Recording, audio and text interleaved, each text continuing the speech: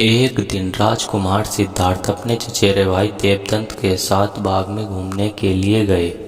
जहाँ सिद्धार्थ कोमल हृदय का बालक था, वहीं देवदत्त झगड़ालू व कठोर स्वभाव का था। सिद्धार्थ की सभी प्रशंसा करते थे, देवदत्त की प्रशंसा कोई नहीं करता था। इसलिए देवदत्त मन ही मन सिद्धार्थ से जलता था। जहाँ पर वे दोनों घूम रहे थे, वहीं थोड़ी दूरी पर एक हंस उड़ रहा था। उस हंस को देखकर सिद्धार्थ बहुत प्रसन्न हो रहा था। तभी देवदत्त ने कमान पर तीर चढ़ाया और हंस की ओर छोड़ दिया। तीर सीधा जाकर हंस को लगा और वह घायल हो गया और छटपटाकर नीचे गिर गया। सिद्धार्थ ने दौड़कर उस घायल हंस को उठाया। उसने हंस के घायल शरीर से बह रहे लहू को साफ किया और उसे पानी पिलाया। इतनी ही देर में देवदत्त वहां पहुंचा। उसने क्रोध से सिद्धार्थ की ओर देखा और बोला, इस हंस को चुपचाप मुझे दे दो। सिद्धार्थ, इसे मैंने तीर मारकर नीचे गिराया है। नहीं, सिद्धार्थ ने हंस की पीठ सहलाते हुए उत्तर दिया, मैं इस हंस को तुम्हें नहीं दे सकता। तुम निर्दयी हो, तुमने इस निर्दोष हंस पर तीर चलाया है। मैं इसे ना बचाता तो इस बेचारे की जान चली जाती।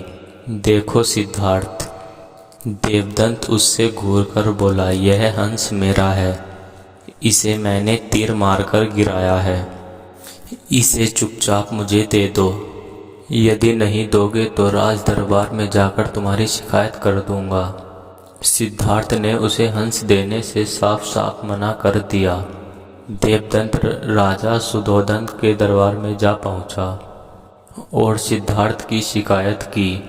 सुधोधन ने उसकी शिकायत को ध्यानपूर्वक सुना, फिर सिद्धार्थ को बुलावा भेजा। कुछ ही देर में सिद्धार्थ हंस को लेकर राज दरबार में उपस्थित हुआ। राज दरबार के ऊंचे सिंहासन पर राजा सुधोधन बैठे थे। आसपास के नीचे आसनों पर राजमंत्री तथा पदाधिकारी बैठे थे। कई सैनिक हथियार लिए द्वार के निकट खड़े थे। सुधोधन के संकेत करने पर देवदत्त सर झुकाकर बोला, महाराज, जो हंस इस समय सिद्धार्थ के पास है वह मेरा है। इसे मैंने तीर मारकर पृथ्वी पर गिराया था। सिद्धार्थ ने इसे उठाकर इस पर अपना अधिकार कर लिया है।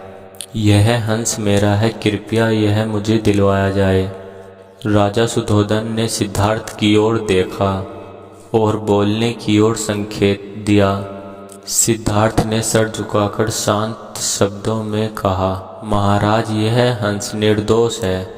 यह बिना किसी को कोई कष्ट दिए उड़ा जा रहा था। देवदत्त ने इसे तीर मारकर घायल कर दिया। मैंने इसका उपचार किया और इसके प्राण बचाए। मैं समझता हूँ कि प्राण लेने वाले से अधिक प्राण बचाने वाले का अधिकार होता है। मैं आपसे प्रार्थना करता हूँ कि यह हंस मेरे ही पास रहने दिया जाए। मैं इसे बिल्कुल स्वस्थ करके आकाश में उड़ा देना चाहता हूँ।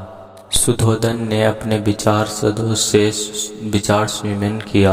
वे सभी एक ही स्वर में बोले, महाराज, सिद्धार्थ का कहना बिल्कुल ठीक है। जीवन लेने वाले से बचाने वाले का अधिक अधिकार होता है।